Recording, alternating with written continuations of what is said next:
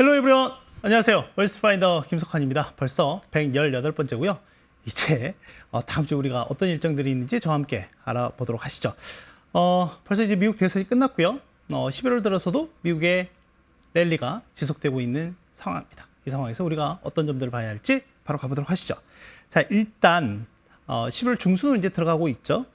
전체적으로는 이미 물가라든지 그리고 실무경제 데이터들이 나와 있는 상황이고요. 이제 이렇게 되면 11월 중순 넘어가게 되면 딱 그렇게 중요한 경제 지표들은 다소 이제 없다라고 하는 거죠. 다만 다른 중요한 이벤트가 있습니다. 여기 보시면 20일 날 장마감 이후에 마지막으로 매그니피센트 7 중에서 엔비디아의 시가총액이 실적이 발표가 될 예정입니다.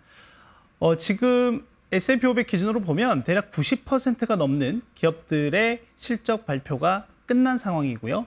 매출이라든지 또는 이익 증가율 이런 것들도 보면 지난 분기 말, 그러니까 9월 말에 추정했던 것보다 모두 다 아웃퍼폼하고 있는 모습을 좀 보이고 있다라고 보면 되겠고요. 다만 어닝 서프라이즈 비율 같은 경우에는 대략 78% 정도가 되는데 이것도 높은데 이게 지금 한 6개 분기 만에 가장 낮은 수준이기는 합니다.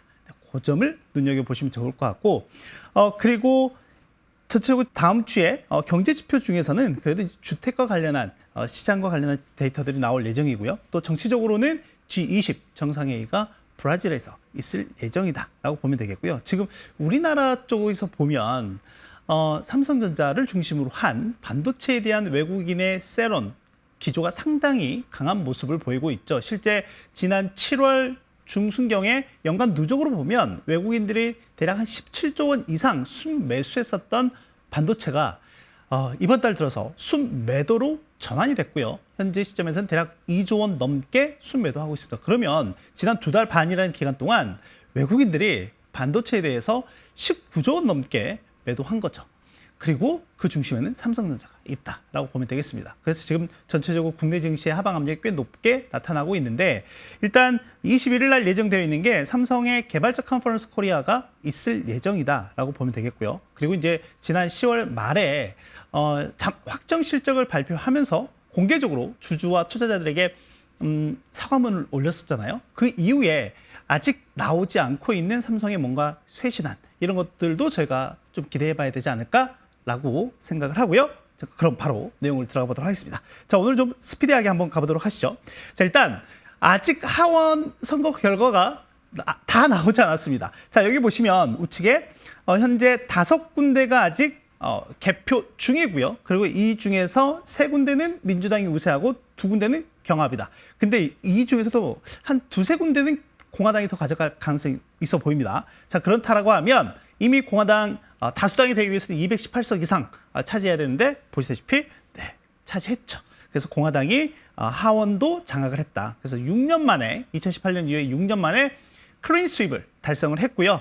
아마 이제 트럼프 랠리에 대한 기대감도 이런 부분에서 더 커진 상황이다라고 보시면 되겠고, 지금 이제 계속 내각 인선을 하고 있거든요.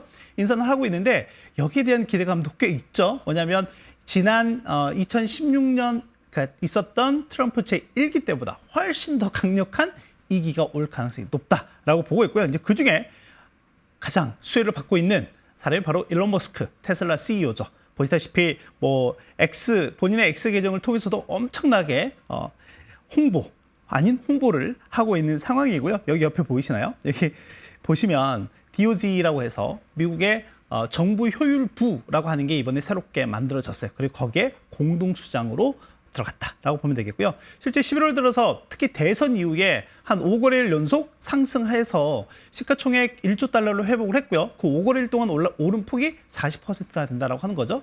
그리고 테슬라 이후에 비트코인 같은 경우도 상당히 강한 상승 흐름을 보였다라고 보면 되겠습니다. 자, 근데 문제가 있어요. 문제가 뭐냐면 지금 이거는 월스파를 통해서 3주째 계속 말씀드리고 있는 건데 뭐냐면 장기 수익률이 계속해서 올라가고 있습니다. 그럼 왜 이렇게 미국 국채의 장기물이 이렇게 올라가고 있을까라고 하는 그 몇몇의 요인들을 한번 본다라고 하면, 첫 번째는 이 물가 자체가 이제까지는 좀 이렇게 계속 둔화되는 모습들을 보였는데 물가 자체가 다시 조금 완만하게 올라가려고 하는 그런 모습을 좀 보이고 있다라고 하는 거죠. 그래서 약간 물가의 경로 자체가 약간 스티키한 모습을 좀 보이고 있다라고 하는 그런 요인이 하나가 있을 것 같고요. 두 번째는 미국 경제가 너무 좋다 이거죠. 지금 뭐 3분기 경제 성장률 잠정치가 2.8%로 나오긴 했지만 이거는 뭐 어떻게 보면 미국의 잠재 성장률 이상의 성과를 보이고 있다라고 하는 거죠. 그리고 다른 데이터들, 뭐 소비와 관련한 데이터들이라든지 또는 노동시장과 관련한 데이터들도 그렇게 나쁘지 않다라고 하는 게 근거가 되고 있는 상황이고요. 그리고 세 번째는 트럼프 2.0에 대한 우려입니다. 뭐 일단 가장 큰 거는 지난번에도 말씀드렸던 것처럼 재정 건전성에 대한 우려들도 분명히 있을 거고요. 또 하나는 관세 정책에 대한 우려 이런 부분도 분명히 있다라고 하는 거죠. 자, 그런데 중요한 거는 작년 10월에 미국채 10년물 이런 부분들이 5%를 갔을 때 그리고 올해 4월에 4.7%를 갔을 때 한번 기억해 보시면 어떻죠? 항상 증시가 이렇게 출렁 거리는 모습들이 나타났었다라고 하는 거죠. 하지만 지금은 어떻죠? 계속해서 신고가 랠리를 가고 있는 상황이고 요 근래 한 3년 만에 가장 높은 수준의 지수 자체도 보면 S&P 500 기준으로 보면 3년 만에 가장 높은 수준의 밸류에 대한 상황. 자, 이런 상황에서 보면 우리가 과연 이런 장기물이 계속해서 올라가는 부분에서 시장이 부담을 느끼지 않을까라는 걱정을 안 할 수가 없습니다. 왜냐하면 앞서 말씀드렸던 대로 항상 이렇게 장기물 수익률이 올라가게 되면 시장에는 부담스러운 하방 위험으로 작용했기 때문에 그렇다라고 하는 거죠. 근데 지금은 그렇지 않은 랠리가 이어지고 있다 보니까 약간은 의심스럽고 걱정이 되는 부분도 있다라고 하는 거죠. 자, 그런데 여기 또 한 가지 뭐가 있냐면 결론적으로 금리의 절대적인 레벨 자체가 올라가게 되면 이 부분은 경제 전반에 광범위하게 영향을 미치게 됩니다. 경제 주체들, 뭐 정부도 마찬가지고 정부도 부채에 대한 이자를 내야 되잖아요. 그렇죠? 그 이자에 대한 비용이 올라가게 되는 거죠. 그리고 기업 같은 경우도 보면 조달금리가 높아지게 되는 거죠. 그러다 보니까 투자나 고용 이런 데 대해서도 상당히 좀 소극적으로 할 수밖에 없다라고 하는 거죠.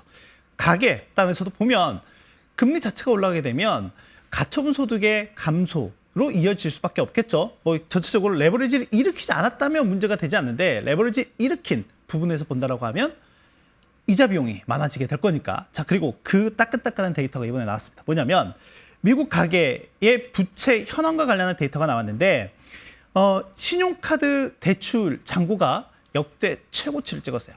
2분기에서 3분기로 넘어오는 시점에서 대략 240억 달러가 증가를 했고요. 보시다시피 1조 1,700억 달러이다. 그런데 다른 소비자 대출 항목 중에 자동차나 학자금 뭐 이런 것들도 있는데 학자금 거의 지금 플랫한 상황이죠. 근데 자동차 대출도 늘어나긴 하지만 이거는 역사적으로 보면 계속해서 역사적으로 이제 추세적인 상승, 증가 속도를 그대로 좀 따라가고 있다. 그런데 문제는 뭐냐? 여기 보시면 검정색으로 되어 있는 게 신용카드 대출인데 이 대출이 아주 가파르게 증가하고 있다라고 하는 거죠. 그리고 종종 말씀드렸는데 미국의 신용카드 대출 이자율은 지난 2분기 말 기준으로 아직 3분기 말 데이터가 안 나왔거든요. 2분기 말 기준으로 22%입니다. 엄청나게 높습니다. 1,000불을 빌리면 연간 이자 금액만 220불을 내야 된다라고 하는 거죠. 자, 그리고 그러다 보니까 한계에 직면하는 가게들이 많아지고 있는 상황이다. 이 오른쪽에 있는 그래프는 뭐냐면 90일 이상 연체한 잔액이에요.